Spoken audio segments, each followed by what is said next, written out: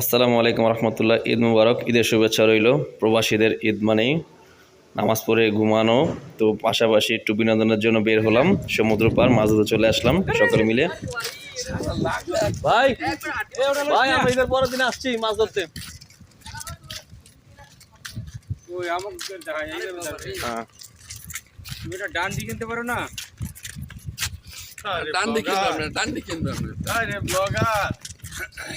ওই আস্তে আস্তে ইনশাল্লাহ।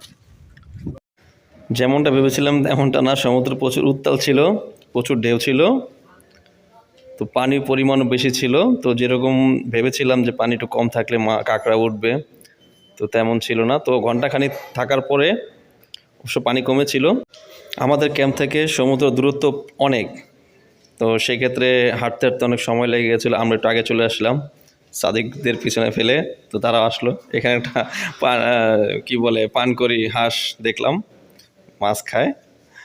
তো যাক, সবাই চলে আসলাম, ধীরে ধীরে প্রস্তুতি নেওয়া শুরু করলাম। সরঞ্জাম,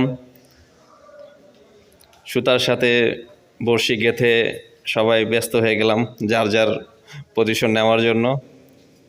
তো যতটুকু সরঞ্জাম সংগ্রহ করা হয়েছে, বোতল, লোহার, এগুলি মিলে সব রেডি করলাম। সো রেডি হয়ে গেছে।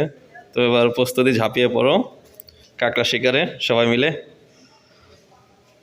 মাছ তেমন পাওয়া যায়নি, তো কাঁকড়া পাওয়া গেছে, বিশাল সাইজের কাঁকড়া। আমার বন্ধু কাঁকড়া শিকারের জন্য প্রয়োজন লাভ দেয়, ইসমাইল ভাই।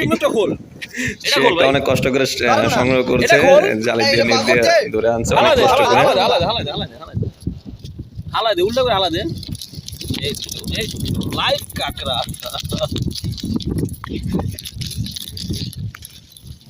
এই দিল।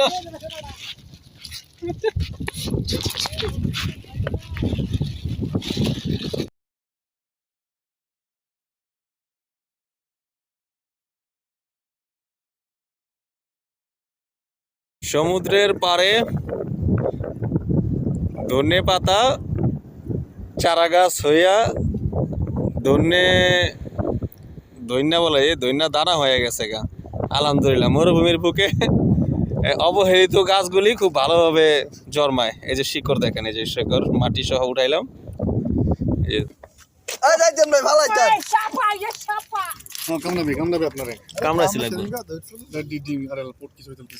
ডিম না ফুম?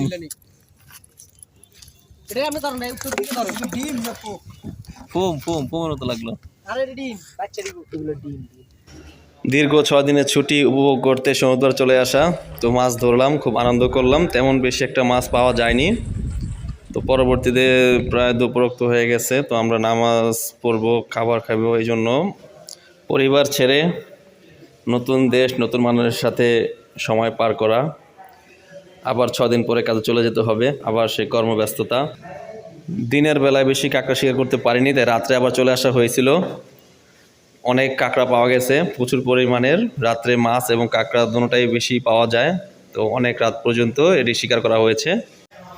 এরপরে এবার এগুলি রান্না করে পরিবেশনের পালা। তো সকলে মিলে আমরা মিলেমিশে সব কিছু তৈরি করে, সরঞ্জাম যা যা আছে রান্না করে গিয়ে সেটি রান্না করে সুন্দর মতো প্রসেসিং করে, সুস্বাদু কিছু রাঁধুনি আছে, তারা এগুলি খুব মজা করে রান্না করতে পারে, তো তারাই এই দায়িত্ব নিছে। তো রান্না করার পরবর্তীতে আমরা এগুলি সকলে মিলে আয়োজন করে খেলাম, খুব আনন্দ পেলাম, খুব ভালো লাগলো, মন ভরে গেল, খুশি। এটাই আমাদের ঈদ, এটাই প্রবাসী ঈদের ঈদ আয়োজন। এই অভিযানে বিশাল পরিমাণ সাইজের কাঁকড়া, কিন্তু দুর্ভাগ্যবশত প্রত্যেকটা কাঁকড়ার ডিম ছিল প্রচুর পরিমাণে। এই ধরনের কাঁকড়া বাংলাদেশে দেখা যায় কি না, দেখেছেন কি না তা কমেন্টে জানাবেন। তো আমি দেখি নাই, তো শুনেছি এই কাঁকড়ার স্বাদ নাকি ভালো। সামনে দাঁড়িয়ে নিজ হাতে সহযোগিতা করলাম, খুব সুন্দরভাবে কাঁকড়া প্রসেসিং করছে। তো আমার এক বন্ধু মামুন ভাই এই ক্ষেত্রে খুব পারদর্শী, সে আমাদের অনেক সিনিয়র। তারা আগে থেকেই এ ধরনের সারা অভিযান চালিয়ে কাঁকড়া পাকড়া করে রান্না করে আয়োজন করে, তো সে আমাদের সহায়তা করছে।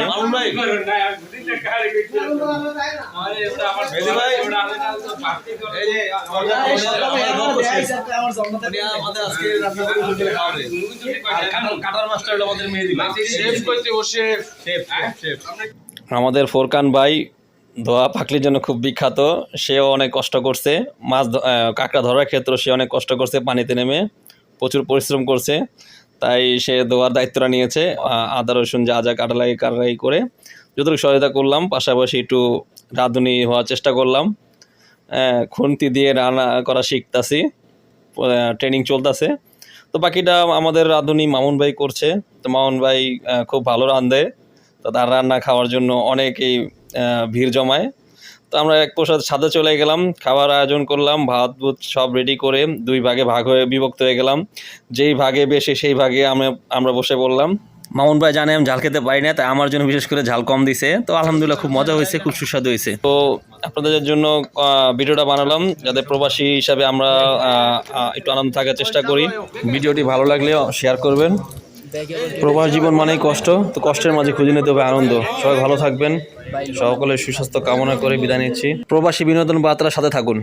আসসালামু আলাইকুম ওয়া রাহমাতুল্লাহি ওয়া বারাকাতুহু।